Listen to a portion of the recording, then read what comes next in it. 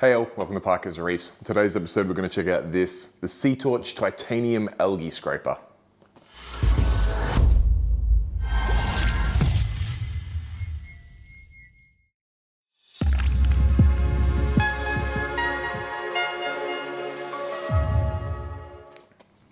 All right, thanks for joining me on another episode of Parker's Reefs, and a big shout out to John and Jeremy Sim for this one because they have loaned me this SeaTorch algae scraper for the purpose of this review, which I really appreciate because one, it saves me buying the product, but two, it also allows me to remain completely unbiased in the review so I can give you my honest thoughts, both the pros and cons of this product as we go through it. So, what is an algae scraper? Well, for cleaning our glass and parts of our tank, we often use magnetic scrapers, which are fantastic, but sometimes you've got some difficult parts to reach in your tank, primarily the back wall or some of the spots close to the sand where it's a little bit risky to get your magnet cleaner in there.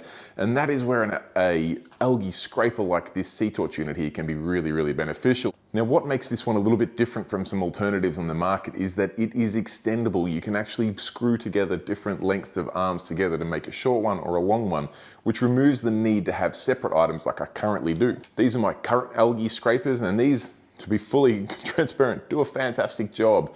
However, I've only got one that's short, one that's long, and the blades, you have to use bespoke blades.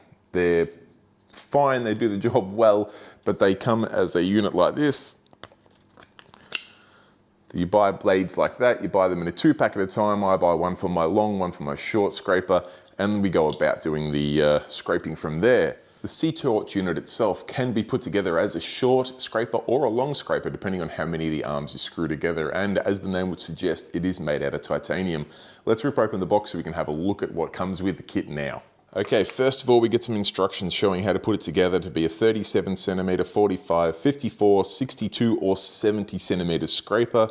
Obviously, the more pieces of the kit you screw together, the longer it's going to be. And it also shows you where the blades are attached if you needed a bit of help with that.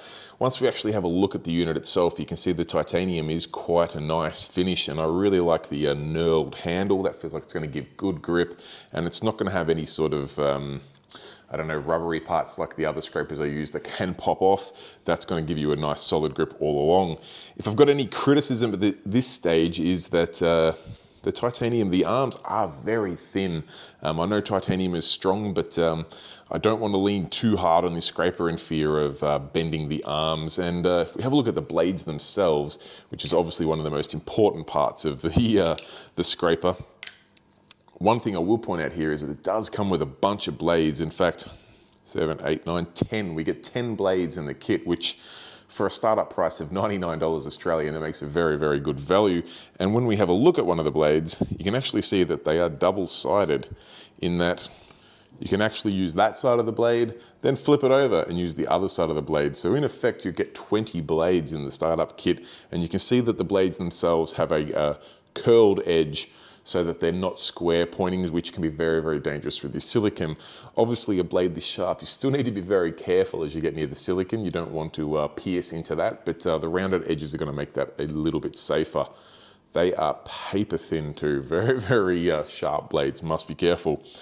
So I guess all there really is to do now is to put this unit together and go take it into my soft coral tank that has not had its glass cleaned for I'm going to say maybe 6 months. It's got some serious algae on the glass there that the magnet cleaner cannot remove, so I figured it is the perfect use case for this SeaTorch algae scraper. I'll go give it a test, play some tunes while I time lapse away at cleaning that glass, and then we'll come back and I'll give you my pros and cons for this scraper.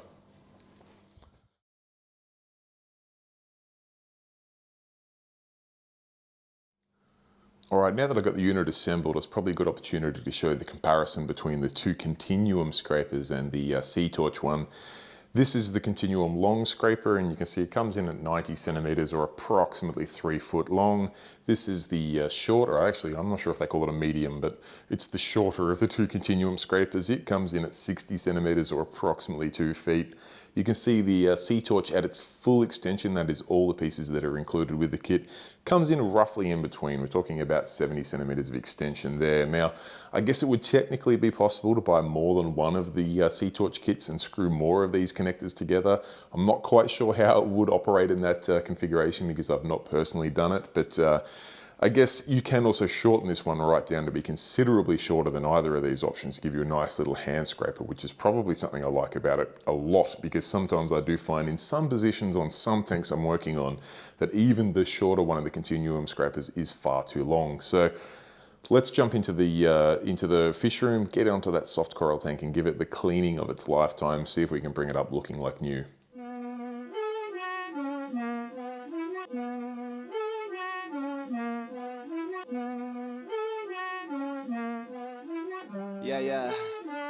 Yeah, feature presentation. Fired up the pistons for the prince, I feel like Tayshaun. Business trips to Hollywood, I don't do no vacation.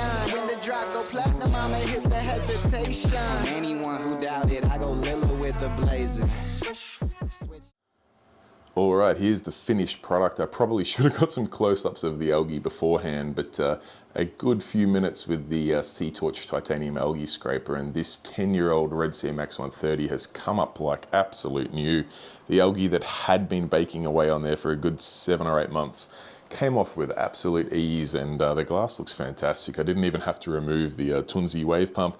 I left it in there and scraped around it. The narrow blades made it very easy to get down into these little nooks and crannies, and could even get onto some of the back wall where, well, back wall where I don't have Rhodactis growing anyway. It made cleaning this tank very, very easy, and I guess it's a fantastic use case for it, because the other algae scrapers were a little bit awkward in sizes for some spots. Sometimes they were a bit long, so being able to shorten it down when I needed was absolutely perfect.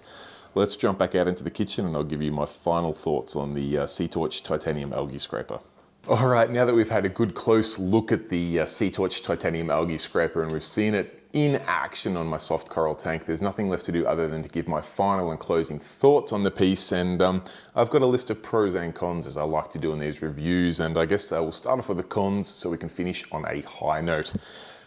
All right, first in the list of cons is the length of the unit.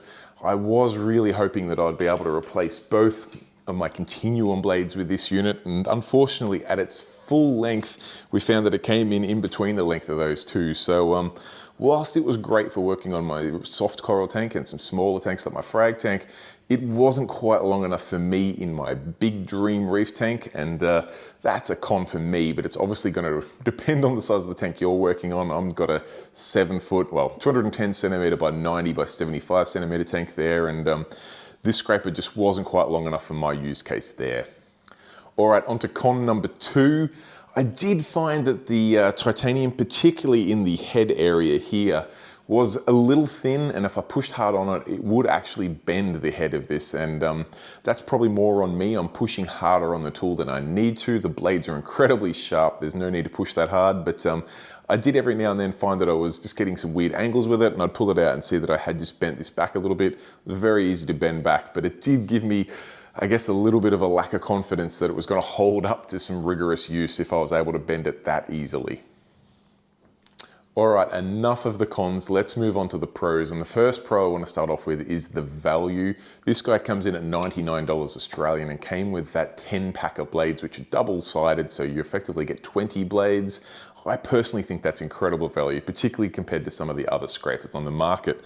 The fact that you can shorten it down is another one of my absolute favorites. In fact, I probably enjoyed using this scraper at a much shorter length than all of these bits combined. In fact, my favorite use case for this scraper is at about that length. I found it to be an absolute beast, just getting in spaces where the magnet cleaner was a little bit awkward. This just did the job perfectly there. And last but not least, another pro I really liked about this is the fact that you can break it down and fit it all back in its box. Having a couple of these hanging about, they always seem to get in the way. I'm always trying to find spots where the blades won't get damaged, I won't trip on them, or they won't poke someone. Being able to unscrew this, pop it back safely in the box, which has got a really nice little foam packing in there, make a very tidy little install that you can tuck away in the cupboard near your fish tank and only get it out when you absolutely need it, because in fairness, this is not the tool you're probably going to be cleaning your tank with every single day. It's probably one of those once a month or once a quarter spring cleanings that you do to make it look spick and span. All right, guys, so I guess in summary, I have a few pros and a few cons for the titanium algae scraper from SeaTorch. If it gives you any indication of what I really feel about the unit, I will be personally buying one this weekend because I absolutely enjoyed cleaning my soft coral tank with it. And the fact that I can pack it down and keep it out of the way was an absolute game changer for me. And at $99 Australian, it's not that expensive at all. If you've got any questions about the algae scraper or any questions about the channel or anything about your reef tank in general, feel free to pop the question in the comment section down below. I do personally reply to each and every comment in there, so it is the best way to get hold of me. Last but not least, if you enjoyed the video, give it a thumbs up and consider subscribing. Till next time, guys, stay safe and keep reefing. Bye.